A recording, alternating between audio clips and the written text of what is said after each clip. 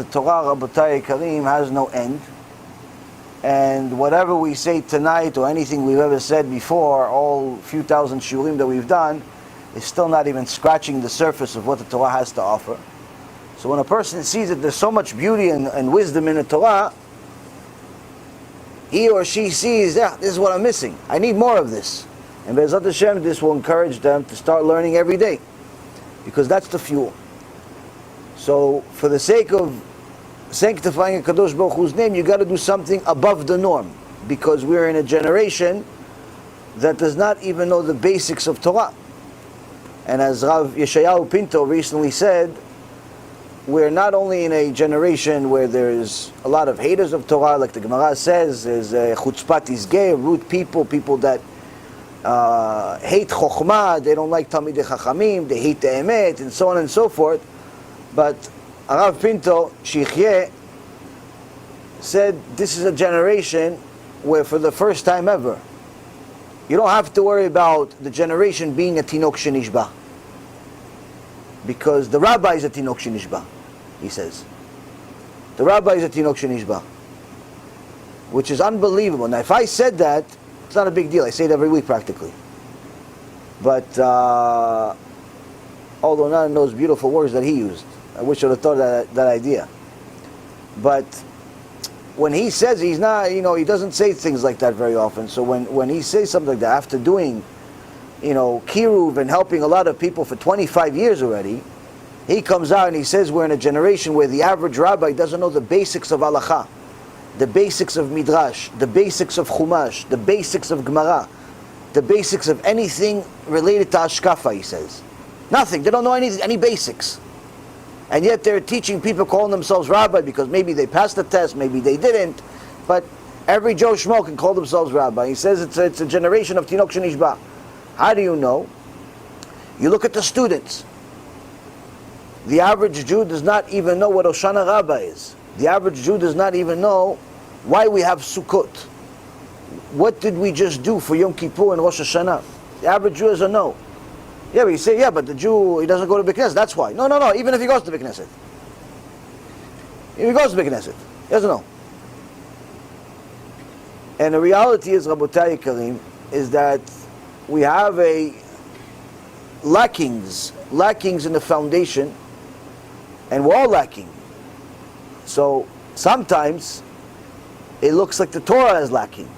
Because people say, oh, listen, nobody, few people are religious in comparison to the whole. So surely the Torah is boring and maybe it's not relevant to today anymore. That's why nobody's reading it. Wrong. First of all, it's the bestseller. No book has ever sold more. Second of all, there's quite a few people that are learning Torah daily and making sacrifices to learn Torah. And third of all, Torah is not lacking. Your knowledge is lacking.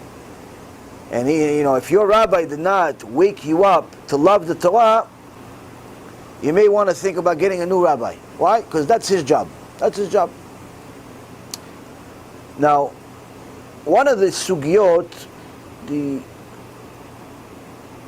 complicated issues that I wanted to discuss tonight, is something I've mentioned in the past, but I want to delve into it slightly more because of a new recent chidush, Shtabach Shimo, I had during the Chag, and to try to give us an idea of what do the Chachamim mean when they say, and how can we apply it to today, when they say that someone that shows mercy to the wicked will ultimately be vicious to the righteous. Because you would think if someone's merciful, even to somebody that's a bad guy, a bad girl, surely they should be merciful and good to good people. It's a good nature. No, you say, because that's what people teach today. They say, no, you should love everyone. HaShem loves everyone, even though it's not true. But, pretend. So now, Rabotai Karim, a person fast forwards to today, fast forwards over the generations. He sees there's quite a bit of a difference. Why? If you see what this Isha Elokim, Moshe Rabbeinu, said during the entire Sefer Dvarim, is a sgula that Rav Pinto has been pushing over the last few years to read Sefer Dvarim once a week on Shabbat. It's a very big sgula, but apparently he says that it's not enough. So he's telling people that they have to do a lot more than just read Sefer Dvarim, because you can have some people, they read Sefer Dvarim on Shabbat, but they mechalel Shabbat. They read Sefer Dvarim on Shabbat, but they go gambling in a casino. They read Sefer Dvarim on Shabbat, but they're filthy, disgusting people. I met some of those people. Remember, you guys actually met some of them too. Remember that guy that used to come and bother us in that place? He would read Sefer Dvarim every Shabbat, and then he'd take the money that he has, go to the casino, go torture people, go lie, go cheat, go this, go that. So Rav Pinto, b'chokhmato, he says, listen, it's good, we got a lot of people to read Sefer Dvarim, Book of Deuteronomy, every Shabbat, but it's not enough. Why? People are reading it, but they're not learning it. If you learn it, you see what Moshe Rabbeinu said. Moshe Rabbeinu said some tough things. Moshe Rabbeinu rebuked us from the first word to the last word. Even the blessing was tough. Everything was tough. So much so that the Gemara in Masechet Megillah says HaKadosh Baruch Hu cried after he took the neshama of Moshe Rabbeinu. Why?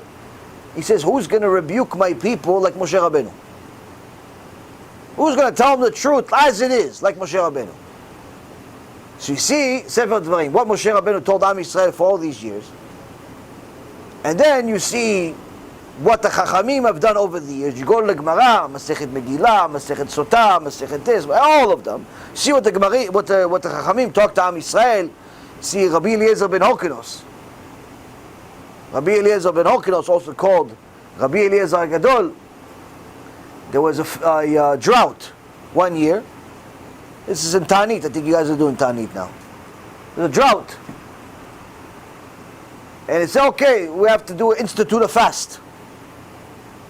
So HaKadosh Baruch Hu has mercy on us and starts making it rain. It's fast and let's go to the shul, not just a diet, not a diet plan. Fast and go pray. So everybody goes pray. Rabbi has been Okinos, they finished the prayer, go outside, it's not raining. And he sees everybody's leaving.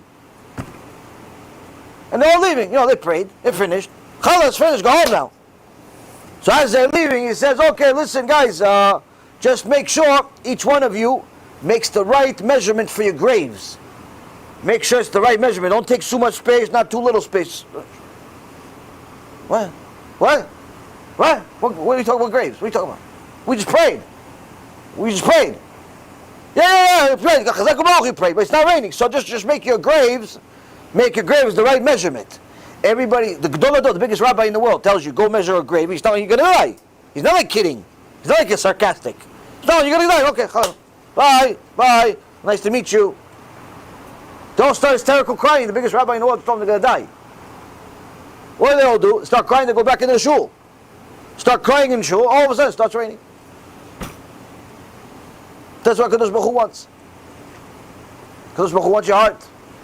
So you see Rabbi Eliezer ben Hokinos, one of the biggest rabbis in the world, the way he rebuked his people, not politically correct, telling them you're going to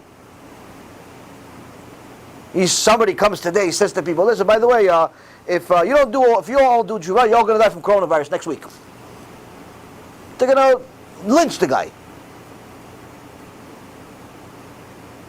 But the biggest rabbi in the world, no problem. No problem.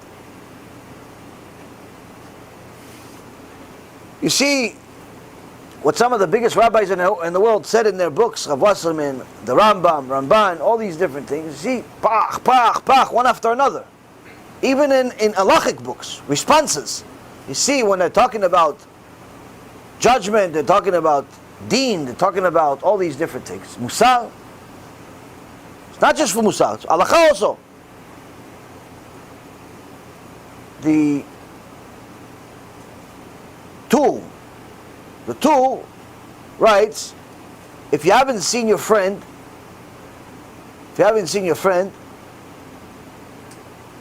in a year, you have to do a special blessing. Why do you do a special blessing? Like you miss him? No, not because you miss him. You didn't see your friend for a year, you like your friend, you see him for the first time, but you know he went to a vacation, he went to Hawaii. He went to the Kotel. He went to Yeshiva for a year. Went somewhere. You didn't see him for a year. You see him, you had to do a special blessing. Why? Why do you have to do a special blessing? This is because since you haven't seen him in a year, surely a Rosh Hashanah has been during that time. Judgment Day has happened during that time. And the fact that he's still alive is a miracle. You should do a special blessing. Judgment Day happened during that time you didn't see him, a year. It's a miracle he's still alive. This is an halachic book, it's not a Musa book. Halacha. So you see the Gedolim, how they talk? Different language than the people of today. Different language. Moshe Rabbeinu, everybody says Moshe Rabbeinu is the best, but they don't talk like Moshe Rabbeinu. They say the Gemara is the best, but they don't talk like the Gemara.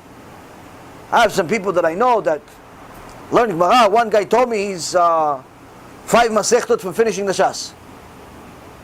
But the first time he ever heard about Geinom is for me. So how is that possible? Which Shas are you learning? Was the kindergarten Shas? Was it as pictures in it? What kind of Shas is this? Was it a Shas of history book? What is the Shas? Where do you think I get the information from? Where do you think I have like a special books? Never heard about Geinom. So would you skip all half the Gemara? What'd you do? Every Gemara talks about it. No, but the rabbi said this. No. Oh, pick a different rabbi. What can I tell you? So how come? How come there's all these differences? The truth is, Rabotai,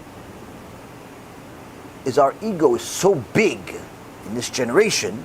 It's so huge in this generation. We think that we are more merciful than HaKadosh Baruch Hu. Why? We want to be nice to everybody. So we say, no, everybody's TINOK SheNishba. Everybody's TINOK SheNishba, everybody's a captured baby. Why? We have from the Gemara, in Masechet Avodah Zarah, they say that during those times, the Christians, Yimach Shemam v'Zichram, used to steal Jewish kids. Take Jewish kid, steal them, kidnap them, and raise them as Christians. So the kid will grow up not knowing that he's a Jew.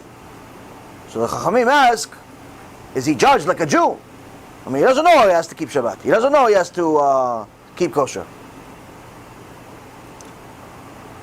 The Chachamim say, no, surely he's a captured baby. So then later on, Chachamim, especially at the time of the Rambam writes that the Karaites are not TINOK SheNishba. They know, but they choose otherwise. But there are some people that are TINOK SheNishba, but then people completely destroy what the Rambam says, meaning they take his words out of context. Say, no, the Rambam says that anybody that's secular is TINOK SheNishba. Completely false. Go look at the Rambam, you see completely false. Nonsense. But then they fast forward, and they say this. In a book, and it's again, I'm not picking on this book, but just so happened that I got this today, a question from somebody today, and it's a very common issue, and I figured that Kadosh Baruch Hu sent me to this today because apparently he wants to talk about it today. There's no other reason for him to send it today. He's got this 500 times already. Why today? Now what they're saying in this book is standard knowledge and teachings of today. And it's wrong. But it's in the book. It's in the book, but it's wrong. And I'll explain to you why it's wrong. And in fact, our goal today is to explain to you why you want it to be wrong. As religious or as secular as you are, you want this to be wrong. Now, on the first hand, you're going to think, no, that's right, it's good, it's nice, it's very nice to people. At the end, the chidush is going to be, you're going to want it to be wrong. A book called Chafetz Chaim, A Lesson a Day, with commentaries by a couple of Rabbanim, Rav Shimon Finkelman and Rav Yitzchak Berkowitz. Surely they're Talmidei Chachamim, but this is a mistake. Kvodam b'mkomam, but this is a mistake. Why is it a mistake? They write, page 162 of this book, Lashon Hara and the non-observant people. Meaning, this whole book is in essence supposed to be based on the teachings of the Chafetz Chaim, but the person that was reading it didn't understand that it's not the Chafetz Chaim actually writing this. It's their commentaries on the Chafetz Chaim's work. But Chafetz Chaim doesn't say this, what they're saying.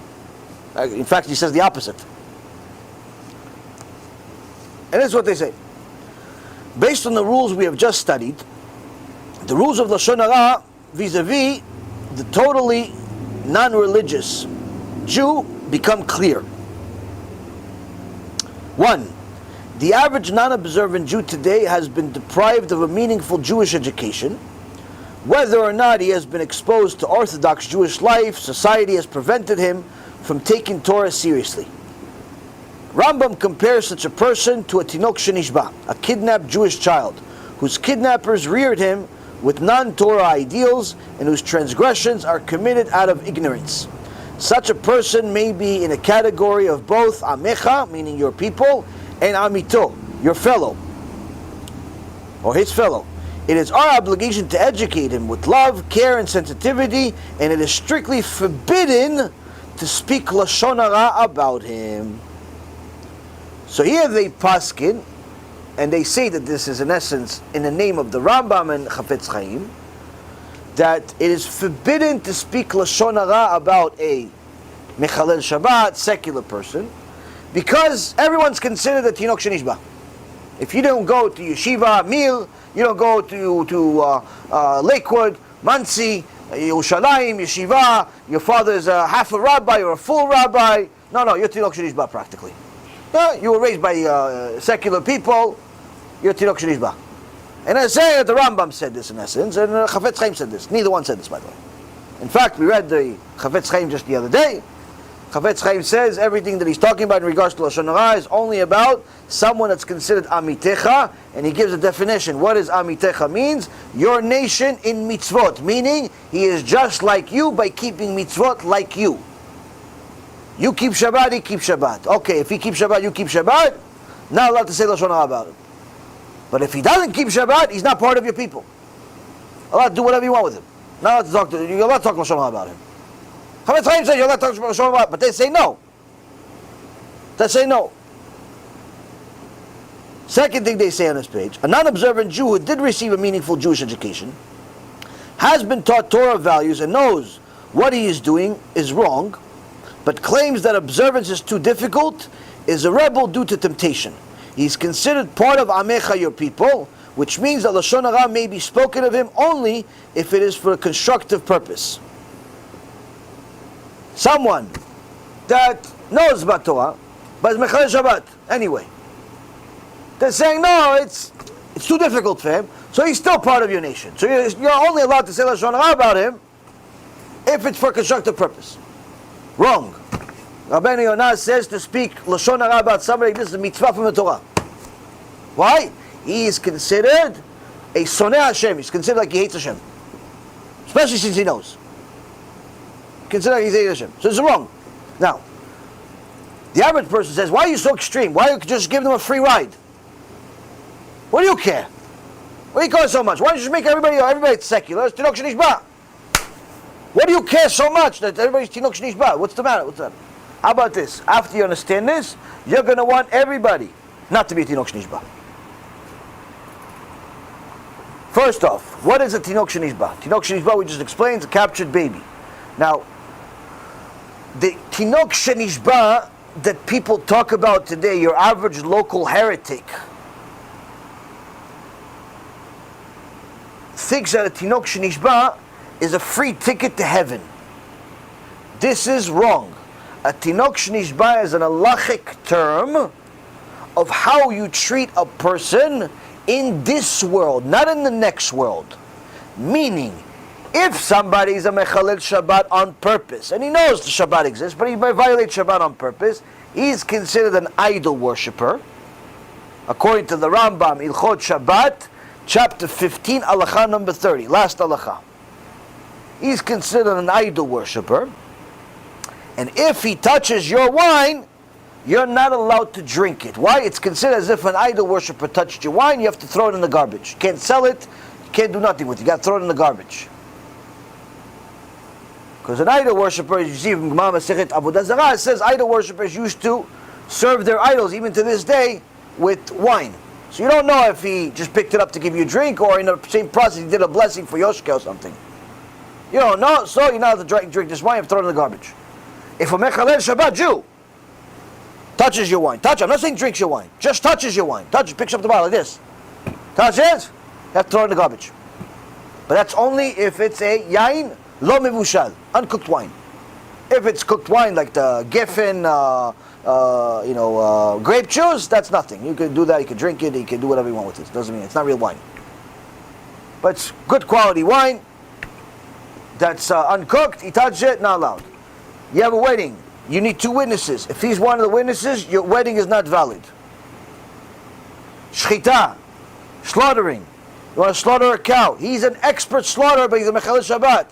He slaughters the cow in the best possible way in the world. He slaughters it, it's tarif. Not allowed to eat it. Tarif. Shulchan Aruch Paskins like this, everything that I'm saying, Rambam and so on and so forth. Chavvadia. You want to lend the money? Average Jew, keep Shabbat. You lend the money, you're allowed to charge him interest. Mechalel Shabbat, Rabbi Yaron, right? Charge him interest. Now you should. He said charge him interest. Mechalel Shabbat. Why? He's this idol worshiper. Not say hate him, just charge him interest. That's so much Mechalel Shabbat b'faresya. Now, TINOK SheNishba, let's say somebody doesn't know nothing. He just found out he's a Jew last week or something. He grew up thinking he's a Christian, like some of the people that I meet here and there, and finds out he's a Jew. So he doesn't know nothing, he doesn't know what he doesn't know even. A person like this, there's not that many of them, but a person like this, is TINOK SheNishba for real. Him, if he touches the wine, he violates Shabbat, the guy. But he doesn't really know what Shabbat is. But if he touches the wine, you're allowed to drink it. You're allowed to drink it. That's what a TINOK SheNishba means. Meaning it's how you treat him in this world. But, Rabotai, if both of them die, whether it's the one that's doing it carelessly or doing it unknowingly, they die, neither one of them go to heaven. Being a TINOK SheNishba does not give you a ticket to heaven. There is not a single Mechalel Shabbat in the same Gan Eden as Moshe Rabbeinu. Don't ever think that for a second. But that's the problem. The people of today, the Reshaim of today, the heretics of today, the shepherds of today, that call themselves rabbis sometimes. I'm not talking about these two. I think they just simply made a mistake. I'm talking about people that knowing they do this, they are just ignorant on purpose. And tell people, everybody's TINOK SheNishba, they have a whole parking lot of people driving on Shabbat carelessly like Goldberg and company. Those people, these are the most evil people in the world. Why? They tell people, TINOK SheNishba, in essence, trying to tell them, listen, what, your mom didn't keep Shabbat and she died? Don't worry, she's in a good place now, she's in Gan Eden. Yeah, but she didn't keep Shabbat. She didn't keep Talat Mishpacha. No, but she didn't know, she grew up secular. They give you the understanding that they're going to heaven anyway. This is Kfirah b'Torah. Kfirah in the 13 principles of faith of Schar ve'onesh. There's not a single Mechalel Shabbat that have ever entered Gan Eden. Why? It'll be Kfirah. The whole Torah goes in the garbage. TINOK SheNishba is only an halachic term of how you treat him in this world. Meaning, are you going to go to the extent of telling him, listen, you just touched my wine? I'm not, it's your wine now. It's your wine, can't touch it, can't drink it. What do you mean? I just get a $500 bottle of wine. It's yours. It's all yours, buddy. Can't eat, can't drink it. Well, I just picked it up. Okay, you picked it up, finished. But that's only if it's open, by the way, not if it's closed. Now, on the other hand, the guy just woke up yesterday, found out he's a Jew, he picks up the wine, no big deal. Okay, thank you, give me the wine, give me one. You want some? Both Mechalel Shabbat. But you treat him differently, because that's a real TINOK SheNishba. Now, why do we care that the guy that's driving on to shul on Shabbat is a TINOK SheNishba or not? Why do we insist constantly? We've made at least 2 or 3 short clips about this topic. Dafka saying he's not a TINOK SheNishba, and just like Rabbi Yashiv says, there's virtually no TINOK SheNishba in a generation today. There are some, but relative to the numbers, very, very few. Why do we care? We care, Rabotai, because there is a rule in the Torah. If you are merciful to the Reshaim, you will ultimately be vicious to the righteous. So how does anybody, including this book, or anyone that makes this mistake on purpose, now I don't think they made this mistake on purpose, I don't know them, but anybody that says everyone's TINOK SheNishba blindly, without, just because they got secular education. Yeah, but he knows Shabbat. He has a Bekneset 3 blocks from his house. He goes to shul even once a year during Yom Kippur. He's still TINOK SheNishba. Yeah, he doesn't really know the whole thing. Why? He's not a rabbi, therefore he's a TINOK SheNishba. So anybody who's not a rabbi is TINOK SheNishba. What kind of nonsense is this? Anyone that says such a thing, it's being vicious to the righteous. Why? For the same exact reason of what the Chafetz Chaim stands for. What do he stand for? Emet. What emet? Gave us the entire Torah on a silver platter. Ben Adam lechavero. You between another person. Don't say Lashon Hara. No one spoke about Lashon Hara more than the Chafetz Chaim. What does Chafetz Chaim say? Chafetz Chaim says you're not allowed to say Lashon Hara. The Rambam writes, someone says Lashon Hara one time, it's safek if he has Olam HaBa. But someone that says Lashon Hara on a regular basis, and lo chelek lo Olam HaBa, he has no share of the world to come. Chafetz Chaim says, but if the guy is not part of Amitech, he's not part of your nation, you can say Lashon Hara about him. How come some people that write a book in his name say, no, you can't say Lashon Hara about the TINOK SheNishba, the guy is secular, no, he's TINOK SheNishba, you can't say Lashon Hara. Why? Rabotai, let me ask you a question. How many times did you hear Shiur, whether it be me or countless other people that speak in the world, mention the term Lashon Hara? I don't think there's a Shiur that doesn't mention it a little bit. How about that? It is probably the most common term mentioned in every Shiur Torah that exists in the world. If it's not the entire Shiur about it, it's a little bit about it. You mention it as a side note, Lashon Hara. Even the secular people know what Lashon Hara is. They have little bracelets they put. Lashon Hara doesn't speak to me. Like even they know it's not good to do. But the truth be told, how many of us here watching, can really have our hand in Shamayim, Yishtabach Shimo La'al HaKadosh Baruch Hu, when we read the Vidui HaGadol, the Vidui HaGadol of Yom Kippur, Yishtabach Shemo, HaKadosh Baruch Hu told, gave us an opportunity to say, I'm sorry. But when we got to Lashon Hara, I said, no, HaKadosh Baruch Hu, nah, this one I didn't say a word. Why? I heard a shiur from Rabbi such and such. He said, don't say Lashon Hara. From that moment on, I never said Lashon Hara again. Who can say that? Who can say they don't say Lashon Hara? Who? You say Lashon Hara without knowing. You say Lashon Hara without knowing. Why? You have to know the details of Lashon Hara. Promise you, I talk to you a lot. Baruch Hashem, you say Lashon Hara without knowing. Okay, I'm lying then, okay? Beseder. The point is, Rabotai, every single person says Lashon Hara unless, you know when you don't say Lashon Hara? When you're glued to the books. When you're Rav Kanievsky, you're too busy learning about HaKadosh Baruch Hu, that's when you don't say Lashon Hara. If you have any spare time, you talk to your wife, you talk to your parents, you talk to your co-workers, you talk to your friends, by default, you're going to speak Lashon Hara. Why? You're going to mention somebody's name. You're going to mention somebody's name. Oh yeah, you hear what he did? What did he do? He bought a house. Lashon Hara. Oh, you hear what he did? What? Oh, he just got married. He made a lot of money. Talk about people. Who gave you the right to talk about people? Who gave you the right to talk about people? No, I'm saying something good. Who says that he wants him to know? Maybe it's his enemy. The details of Lashon Hara are huge. So much so that when the Chafetz Chaim came out with the book of Lashon Hara, he told Rav Guzinski, the Gdol Ador, he says, Kvod Rav, tell people this is important. He goes, listen, this is important like it's worse than eating pig. He says, Kvod Rav, so tell people this. He goes, no, I'm sorry, I can't. But you just said it's worse than eating pig, saying Lashon Hara. He says, yeah, it is worse than eating pig, saying Lashon Hara. He says, so why don't you tell the people? He says, because if I tell the people it's worse than eating pig, people are going to start eating pig. He said, I was saying Lashon Hara anyway, might as well eat pig. Meaning what? Meaning that no matter how many shiurim you have watched and attended, unless you've gone to the point where you're glued to HaKadosh Baruch Hu, you are still saying Lashon Hara, even if you're trying not to. Needless to say, if you're not trying. Meaning what? Meaning what? Meaning, Rabotai Karim.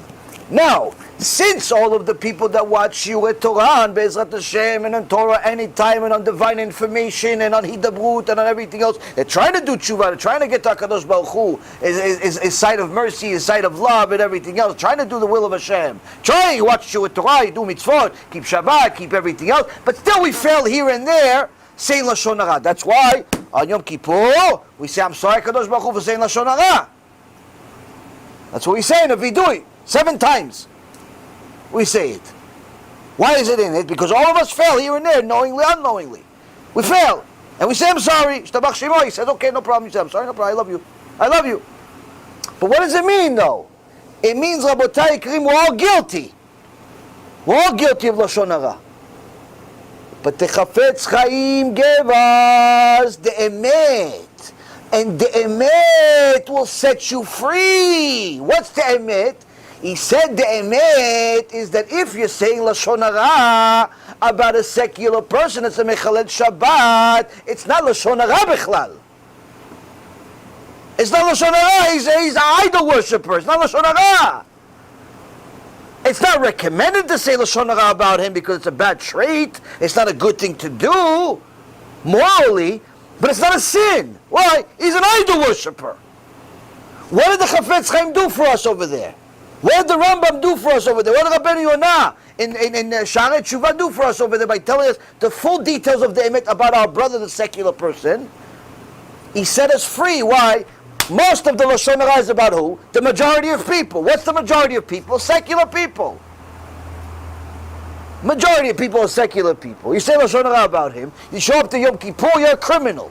Why? According to these people, say it's Lashon Hara. No, Chafetz Chaim says not Lashon Hara. So you show up clean. So what happens here?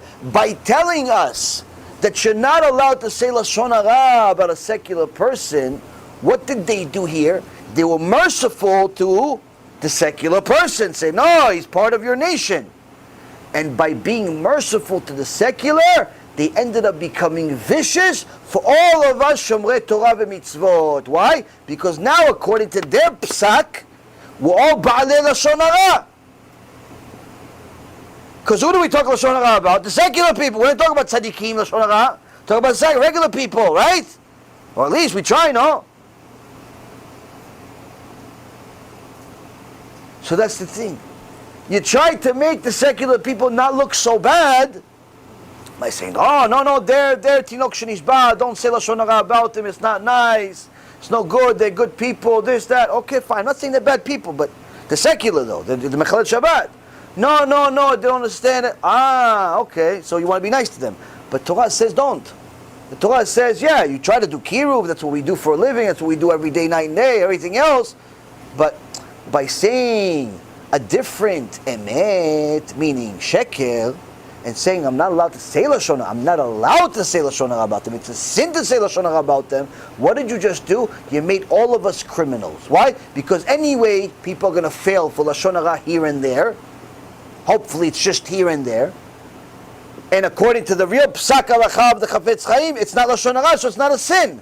And by telling me it is Lashon Hara, guess what? You made me a sin. You made me a sinner with your mercy. You see, Rabotai, this is how you have to stick to the emet, as harsh as it sounds, and at the end it's in your benefit. It sounds harsh. You could say Lashon Hara about your brother, the secular person. It sounds harsh. You could say Lashon Hara about such and such person. He's a really nice guy, but he's mechalel Shabbat. Sounds harsh. Oh, why are you not nice? Why are you not nice? Sounds harsh, but in reality, that's the biggest mercy in the world you can do for yourself. That's the biggest mercy in the world that Torah can do for you. Why? Because you're going to say Lashon Hara anyway. You want it to be a sin? Bechabad, go make yourself a sinner. Changing the Torah, trying to soften it, hardens it. By trying to soften it, you harden it. By trying to soften it, you made it worse. You made it worse. You made all of the religious people in the world Ba'alei Lashon Hara. Thank you. Now, do you really want to know who are the real TINOKot SheNishbu in the world today? I heard this from Rav Mizrahi Shiur, and it's 100% emet. Right now, Rabotai Yikarim, statistically, it was reported that at the very least, there are now 60,000 Israeli girls married to Arabs, Palestinians, terrorists, came to them, pretended to be Don Juan, pretended to be charming, got him a nice little bracelet, maybe a car, maybe this. Yalla, come meet my family in Syria. Come meet my family in Iraq. Come meet my family in Gehenom. Come meet my family over there. They took her home. Hey, Ima, this is Fatima. What Fatima? I'm not Fatima. I'm Sarah. No. Fatima. Tell my mama Fatima she's going to kill you now. From now on, you're Fatima. They took her home and they married the girl. After that, SheNishba, what happened to this girl? Many times they rape them, torture them, and do all types of horrible things to them. But guess what though? Right now, average Jewish girl, 60,000 girls that they know about. There's probably many that they don't know about. They have 10, 15 kids. Because the Arabs don't believe in any type of limitation in having children and so on. Hence the reason why they're growing like fleas. Average girl's given 15 kids, 10 kids. What does that mean? Halachically, when the mother is Jewish, all 10 little Arab Mustafas are Jewish. All little 10 kids are Jewish. But they grow up in Arab world and they get insulted, Yahud, ya kalb. Because the neighborhood knows the mom is Jewish. They don't like this guy's a Jew, even though their mother's Jew in this. So what does he do? He starts hating Am Yisrael. Because he said, no, I'm not a Jew. I'm a Muslim. Look, my name is Mustafa. My name is Ahmed. My name is, whatever it is. So what does he do? He becomes a hater of Israel, and he joins what? College? No, Mapitom college. University? Mapitom university. What do you guys? What does he join? Hamas. That's what he joins. Hamas. Meaning, Rabotai Yikarim, somebody that knows, I heard this from Rabbi Mizrahi, and I'm sure there's plenty of other sources for this. There are countless, some even say as much as half of Hamas terrorists that kill Jews for a living are Jews. Are Jews. Now that's a TINOK SheNishba. Why? That kid doesn't even know he's a Jew. Doesn't even know he's a Jew. Number one. Number two, doesn't know what it means to be a Jew. Number three, he doesn't even know what a Jew is because he just hates them so much for no reason whatsoever. And guess what? One of them just came to me last week. A few Baruch Hashem Muslims came to me in the last few months. Apparently they like me. But one of them came to me, says, listen, I never really hated Jews. But my family always hated Jews. I never understood why, so I started looking into it. And I liked it. But when I told my family I want to be a Jew, my father gave me a beating of a lifetime, almost killed me. So, he says, on my dead body you're going to be a Jew. In Arabic. So I decided I'm going to run away. But before I left the door, my mother called me by the head, says, come. She gave me papers. She says, you don't have to convert. You're a Jew. You take this papers to the Rabbanut, you tell them this is who you are. This is who I am. You're a Jew already. Somebody came to me in the last week. But that's a TINOK SheNishba. Why? They never knew what a Jew is, B'chlal. If he violates Shabbat, it's very different than, little Yaakov that grew up in Netanya, in Israel, driving a car on Shabbat. Very different. Why? Yaakov saw there's 500 Batei Knesset everywhere. But the guy, it's a Hamas member, that's TINOK SheNishba. That's TINOK SheNishba. On the other hand, something very odd is that there are many, many Russian Israelis in the IDF, in the Israeli Defense Force. Because over the last 20 or so years, 30 years, Israel is one of the countries that likes immigration. And they invited the Russians to come visit them and come stay there. And under the precept that they think that they're actually Jewish. But just about a year ago or so, the government itself reported that 96% of the million Russians that came to live in Israel are not Jewish, like they originally thought. 96%. And where are these Russians now? They had kids in Israel. Those kids went to the army. They're now in the Israeli Defense Force, thinking they're Jews, but they're not religious. Guess what? They're not Jews. So what's happening now? The IDF is fighting Hamas. The Goyim from the IDF are fighting the Jews from Hamas. Another thing, Rabotai, you have the Pashtuns. The Pashtuns is somewhere in the neighborhood of 16 to 30 million of them in Afghanistan. People went to see who they are, what they are. They see that they keep many of the biblical laws. They have tzitzit. They do the shchita like the Jews. They do brit milah. They keep tarat mishpacha, which the Jews are the only ones that keep tarat mishpacha. Family purity. Go to mikveh and so on. Keep a lot of the biblical laws. Pashtun, 16 to 30 million of them. But they don't have the oral Torah, so they're missing a lot of things. Those are tinokot shenishbu. But you know what the world calls them? It doesn't call them tinok shenishba. You know what they call them? Who wants to guess? Taliban. Taliban. That's the word it calls them. Now, of course, there's a difference of opinion about certain things, but this is what it is. This is what it is.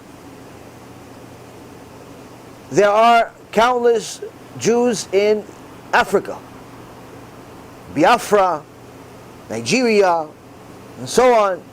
Or some people say, no, they're not, they are, they're all intermarried. Point being, Abutai, is that, yes, if, let's say, certain places like in Biafra or Nigeria or so on, that perhaps some of them have had intermarriage, some of them haven't had intermarriage, most likely will have to go through conversion, some of them, or all of them, if they want to be recognized by the world as Jews. But the point being is, whether they do or they don't, the fact is, there's still some of them are missing some mitzvot. I have many of them as students. I have thousands of them that watch the Shiurim, they're students, they watch the Shiurim and so on. And guess what? They don't know basic stuff. And they get to know, they watch, they send questions, Baruch HaShem. And guess what? They're tinokot shenishbu. Why? They didn't have the oral Torah available to them. Many of them came from a family that was very poor and so on and so forth. Some of them even slaves and so on. So the point being, Rabotai Karim, is that you can't just throw the terminology of a Torah, TINOK SheNishba, anywhere you want. Why? Because by doing that, you're not being merciful. You're being vicious. Because there are real TINOK SheNishba, and there are fake ones. Most of them are fake TINOK SheNishba. To call an average kid that lives in Brooklyn, New York, in Queens, in Los Angeles, in Florida, in Israel, anywhere, in different places in France, places like that have a lot of Jews, to call somebody like that TINOK SheNishba because he went to public school, it's completely nonsense. He knows the synagogue exists. He knows what Yom Kippur is. He's attended the school. He maybe had even a bar mitzvah. It's TINOK SheNishba. Nothing to do with him. And guess what? Even if you find a TINOK SheNishba,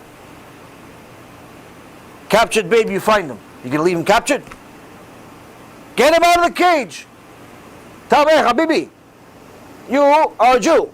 Okay, I'm a Jew. So what? No. Let me tell you what that means. It's not just a Jew, 3-letter word. Maybe in Hebrew it's a few more letters. No, it's more. It comes with a package deal. No, but I don't want it. Doesn't matter whether you want it. Kadosh Baruch Hu wants it for you. Start telling him what a Jew is. Hey, Jew, you have to keep Shabbat. That's it. Get him out of the cage. Why? Because if he dies a Mechalel Shabbat, he's not going to heaven. And guess what? Neither are you. Neither are you. No, but I keep Shabbat. Yeah, you keep Shabbat, but in Shamayim they say you're Mechalel Shabbat. Why? You made a TINOK SheNishba, but you kept your mouth shut.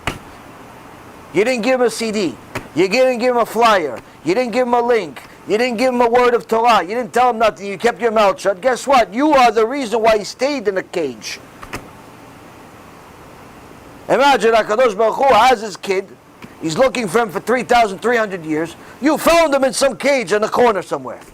He said, wow, you're in a cage, huh? How do you like it there? I'm good. Okay, I'll see you later. You go up to Shamayim, HaKadosh Baruch Hu says, no, so what did you do for 100 years I put you in the world?